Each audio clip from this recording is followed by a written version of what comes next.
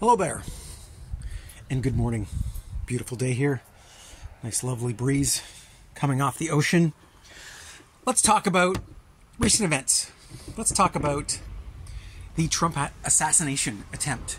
And let's talk about how it could have been easily predicted. In fact, there is probably an artificial intelligence program out there that could have easily predicted that someone would try to assassinate Trump. And regardless of what you feel about Trump, either way, that really actually doesn't matter for this component. Because what I'm talking about is the fact that it's in the cards. It was in the cards. And this assassination attempt having failed, then you have to look at, okay, what potentially is going to happen next.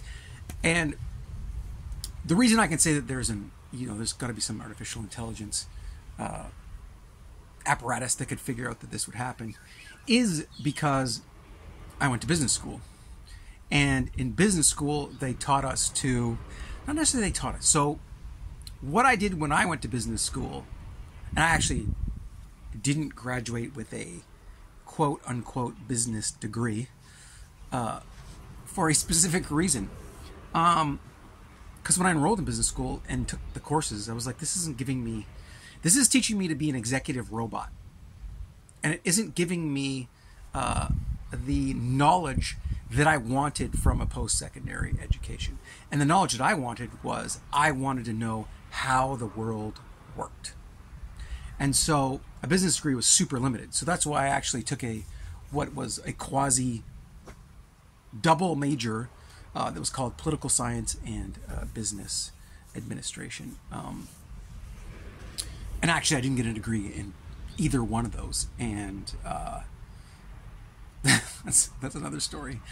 My guidance counselor, who wrote out my whole entire program for my 4 years of school so that I could graduate, he made a few mistakes.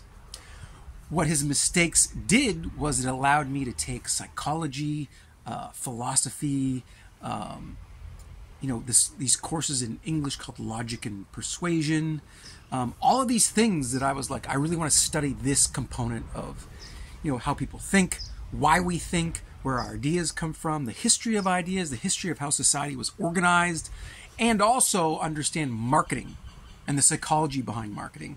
And these courses were not offered in the business program. And I thought, this is ridiculous. They should be offered in the business program because part of business and part of understanding, how to do well in business is to understand human psychology. And that's what we're talking about today when I say this could be predicted, that there would be an assassination attempt. Because humans are predictable. And what I learned is that if you study trends, and if you study idea trends, and if you study societal trends, you could see that this was going to happen. I mean, not that it could happen yesterday, but that it was definitely one of the options that was likely to happen, given how much and how many times they had tried to get Trump in other various possible ways, and the ramp up of the media and the phrases and the words that they started to use to speak about Trump leading up to this. And I'll give you just a simple thing. The word monster was used. Like, I saw that more and more in the media that I was looking at. And I say that the media that I was looking at is because I look at, not all media, but I look at specifically, let's call it left-leaning or neoliberalism, because it's really kind of authoritarianism that's sort of taken over liberalism with this sort of, and I say neo because it's an establishment, it's like an authoritarian sort of progressivism, which is be progressive or be ostracized, which is authoritarianism, really.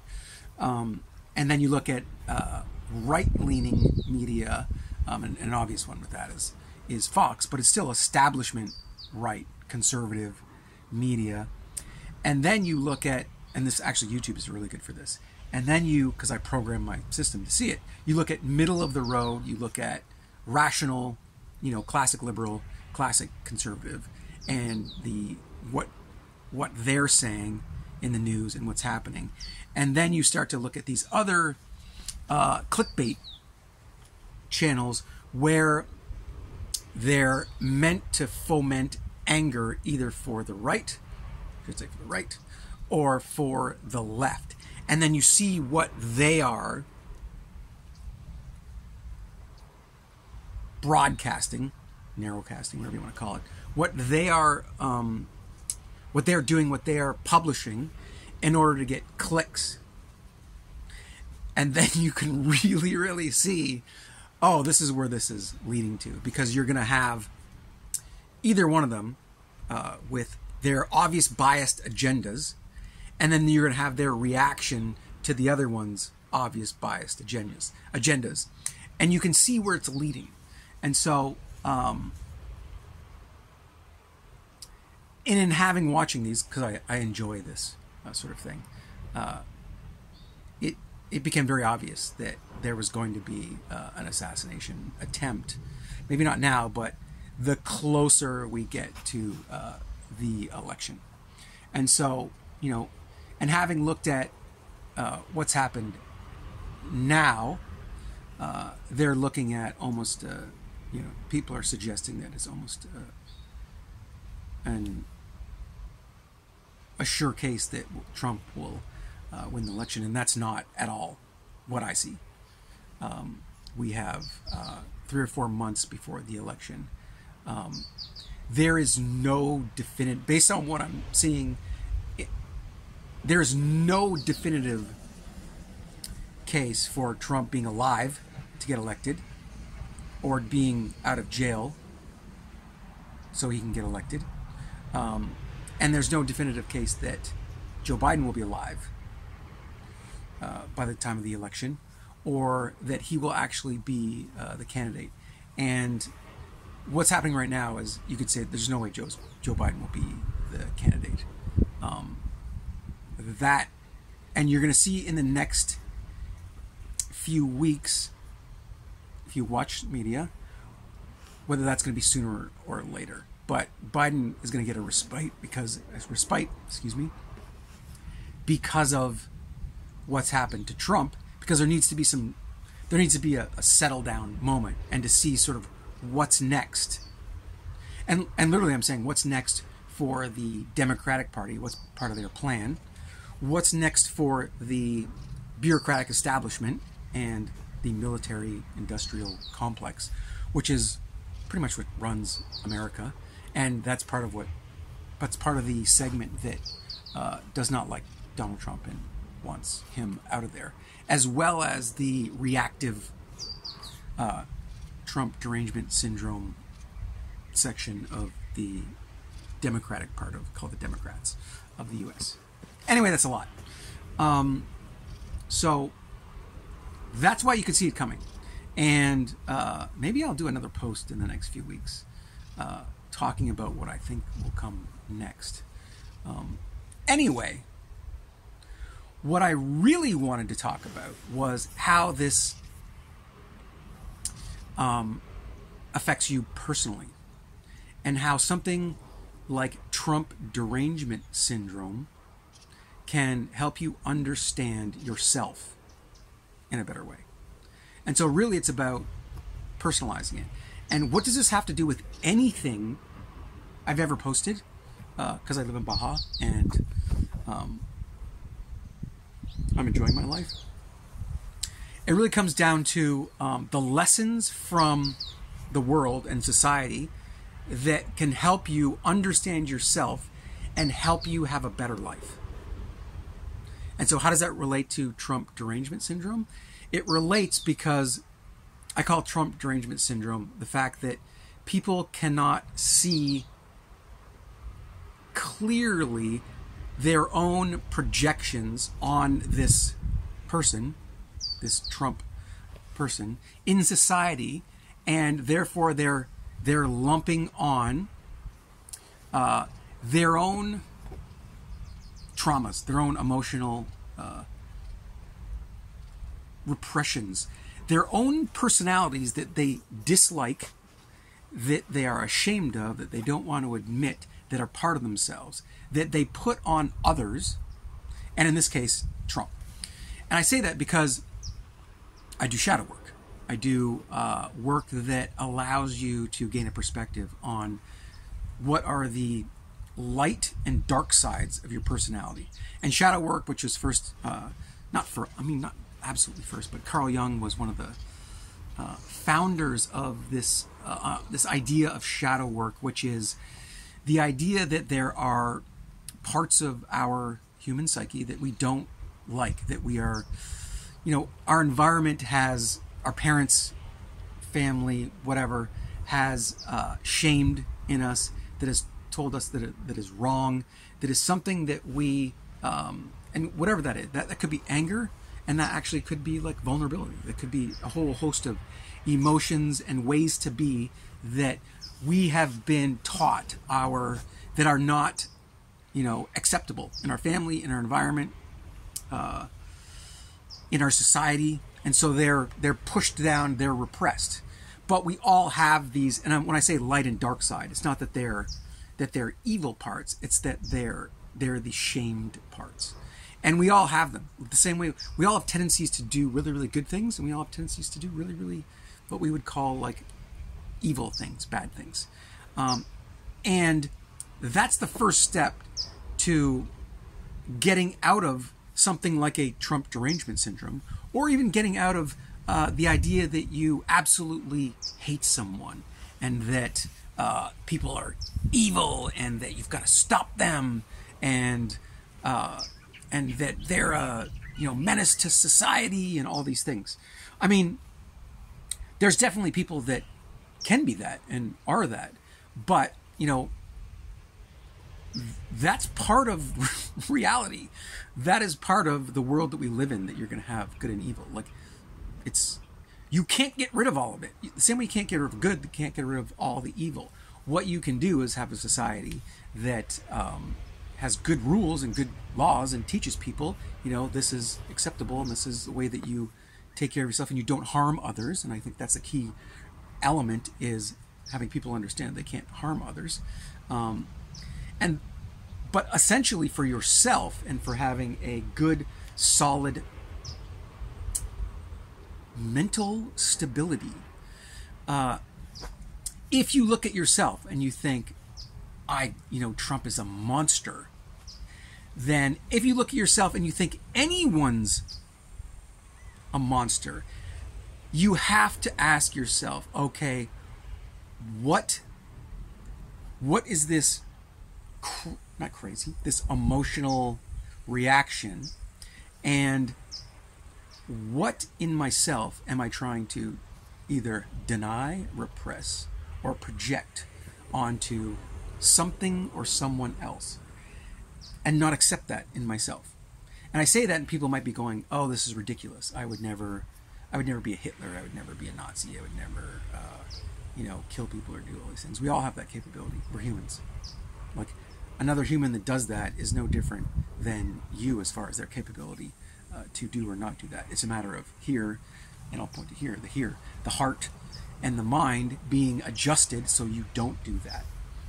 But what happens when people are not adjusted either way is that they lose perspective, and then they go and do things like that, like an assassination attempt on another person. That's harming someone else. That's trying to kill them. That's not rational. That's not logical. That's not a good way to be as a human. And so if you catch yourself in the realm of going, oh, too bad they didn't get him, or thinking that, and here's the thing, it's not wrong that you think that. Like, the idea that you don't want him in and that you're shaming it and you're pushing it down is what's going to keep this idea bubbling up to the surface, and it's actually going to be influencing your actions. so that you get something like Trump Derangement Syndrome, where you are emotionally charged when you see this person, when you are, or you're around people that remind you of the things, of the ways of being, of actions that you are trying to pretend are not part of yourself and are not part of the human experience, and that you don't accept about yourself. So if you don't accept that Trump is an asshole, like isn't that he says mean things, and that he lies all the time about stuff, he fabricates stuff, he's like a marketing con man to a certain extent, then really what you're saying is, I don't accept this part of myself, even if you haven't done anything like that. It's that you don't accept that you could be like that. And that's the problem, is that that non-acceptance, that is what's going to subconsciously create a situation where you are emotionally charged when someone who is like that is in your presence, because part of your system wants to come up and go, hey, we're all humans, we want to accept this, and you're going, no, push that down, suppress it, deny it, that's not me, that's them, you're bad, that's bad, I'm not this way. And what happens, as you can start to see, is you start to think certain ways, do certain things that are actually like that. And you can see that in the system right now, where you have people going, calling Trump a monster, and and trying to kill him. And also when you try and cancel people or shut them down for ideas that you're like, I don't think this, I don't believe in this. This is all a reaction where you're actually harming other people when you think you have good intentions. And that's repression. That's one of the obvious things that I've learned over 15 to 20 years of doing what's called like inner work, or understanding who you are, to know that we all have the potential to be monsters. It's part of the human experience, and just because you don't act out on it doesn't mean that it's not part of you. It is. And the minute you accept that that's potentially part of you, even when you don't act on it, because you don't have to shame yourself for it. Just accept it. Yeah, I have this potential. I could do this. And part of it is like, we're animals. I have the potential to kill someone. Someone comes and tries to hurt my family, I want to kill them. It's simple as that. I'm able to accept that. And in the moment, if that happens, maybe that I will do that in order to protect my family. That's part of human nature. Is it bad? Is it good? No. Animals kill each other, kill other animals in order to survive, in order to eat, in order to protect their young. That's part of nature. We are part of nature. Accepting that makes you a whole person and actually helps you be less charged when you see other humans that are like this in your environment. And of course, I'm not saying, let people get away with things and do other things. That's why we have laws. That's why we have police. That's why we have a judicial system. We have created these laws to say, you know what? This sort of behavior can't happen, and there are consequences. So, and then we educate ourselves to go, okay, we can't do these types of behavior. Why? Because they harm other people. And the moment that you get into the realm where you're harming someone who says something that you don't like or acts in a way that you don't like, but they're not harming others, then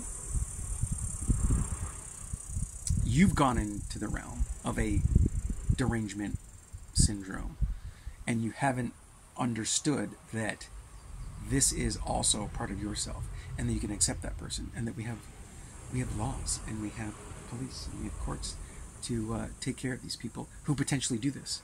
And what they say isn't really harming anyone. So that part of it is, you could probably argue all day long about, oh my God, Trump's Hitler. He's gonna go out and do something and kill these people. But how do you know that? You have no idea.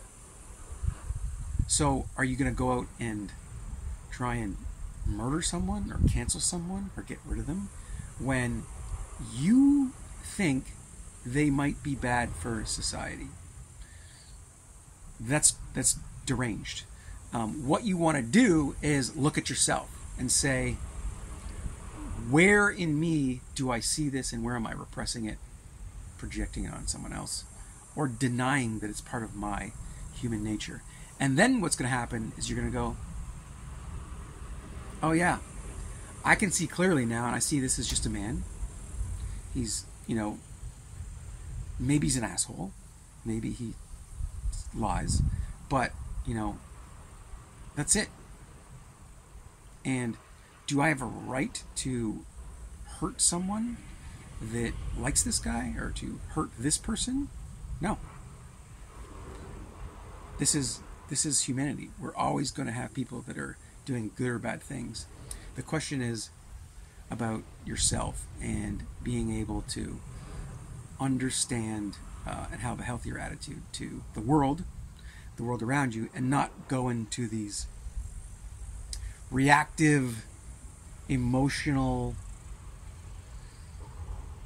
call them, well, they're reactions really, to the external world, and be able to go, oh, am I seeing this within myself? I'm accepting this within myself so that I can live my life the way that I want to live it, in a happier, better way, in a healthier way. Hope that helps.